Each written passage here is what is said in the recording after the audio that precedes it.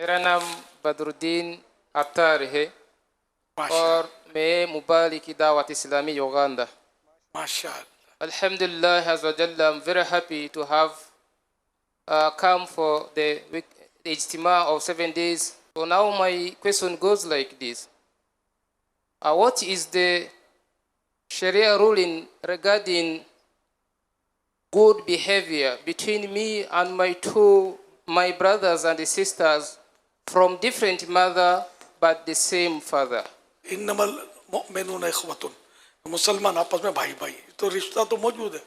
अब सौतेले रिश्ते का एक और रिश्ता जो था ये कायम हुआ. तो सौतेले भाई बहन में आमतौर पर शायद हो सकता है कोई खिंचमतानी रहती हो, ये होनी नहीं चाहिए. ये अब इसके साथ लफ्ज भाई बहन लग गया ना आपका. शरीयत के जो तकाजे उसके मुताबिक इनके साथ भी हुस्न सुलूक करना और करना है. बाप की तरफ से कोई बच्चा है, कोई बच्चा माँ की तरफ से, और ये आपस में लड़ेंगे तो ना माँ को सुकून मिलेगा ना बाप को सुकून मिलेगा. माँ बाप यही चाहेंगे कि दोनों आपस में लड़े नहीं और प्यार मोहब्बत के साथ एक दूसरे के साथ कोऑपरेटिव रहें और जिंदगी गुजारें.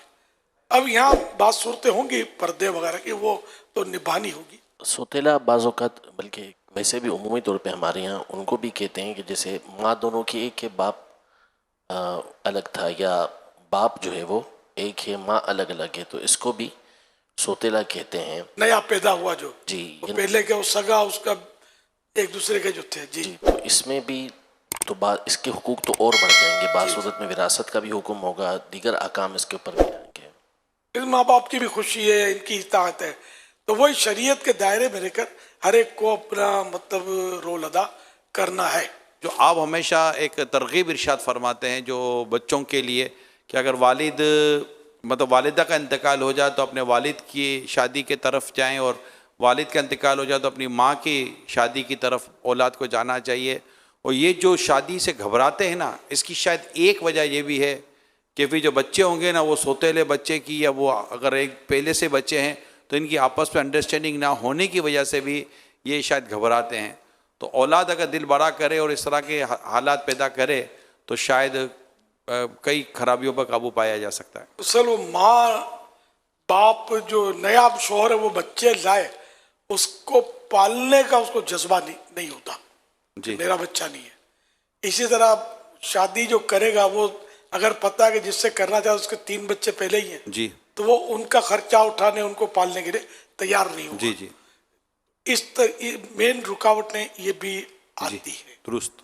फिर बाद में दूसरी बाज़ सूरतें भी होती हैं, लेकिन ये मेन मैंने नोट किया कि ये रुकावटें होती हैं. तो ये पसंद करेंगे किसी के पास कोई बच्चा ना हो, फिर ये आपस में तय भी होता है गालिबन कि भाई मैं बेटी बहन को दे दूंगी, मैं बेटा बड़े भाई को दे दूंगा, हम अकेले रहेंगे, यूँ करके वो. लेकिन अब ये तो थूक का सांधा है ना, शरीयत इस पर मजबूर करेगी इनको कि अपने बेटे को मत लो ना अपनी बेटी को मत लो. तो ज़रा आज नहीं तो कल वो ले ही लेंगे, तो जो होना होगा. तो ऐसी शराइत ये शर्त भी है नहीं, मतलब बेटी को फेंक दे, वो बेटे को उठा के कहीं और डाल दे, वे शादियाँ करें और फिर कोई रिश्ता ना रहे. वो तो रिश्ता तो क़यामत में भी बाकी रहेगा, तो ख़त्म ही नहीं होगा. औलाद का रिश्ता जो है, इनके हुकूक भी रहेंगे. ये मरेगा तो इसको विरसा भी मिलेगा बाप का, माँ का, जो भी शरीयत ने तय किया वह निकाल दिया, उधर उधर सौंप दिया, फेंक दिया उठाकर, ये तो होगा मतलब. और यूं भी डरते होंगे मालदार आदमी जो है वो उसके औलाद जो है वो नहीं करने देती होगी कि बाप तो पता नहीं कब तक रहेगा, ये जितना कमाया नहीं आएगी ना ले जाएगी. तो यूं भी डरते होंगे सौतेली से. फिर सौतेली माँ जुल्म करती है तो ये भी सौतेला बाप जुल्म करता है. ये भी मुआशरे में ऐसा भी कुछ है रुझान, तो अब भी होगा ज़ाहिर है. तो हालांकि ये भी ज़रूरी नहीं है, कोई ज़रूरी नहीं है. बाज़ औक़ात सगे माँ बाप औलाद से ऐसा सलूक करते हैं कि जल्लाद को शर्मा दें, और बाज़ औक़ात सौतेले माँ बाप ऐसा प्यार देते होंगे कि दुनिया देखती रह जाए. तो ये कोई तय नहीं है मतलब कि सौतेला माज़अल्लाह जुल्म करेगा ही करेगा.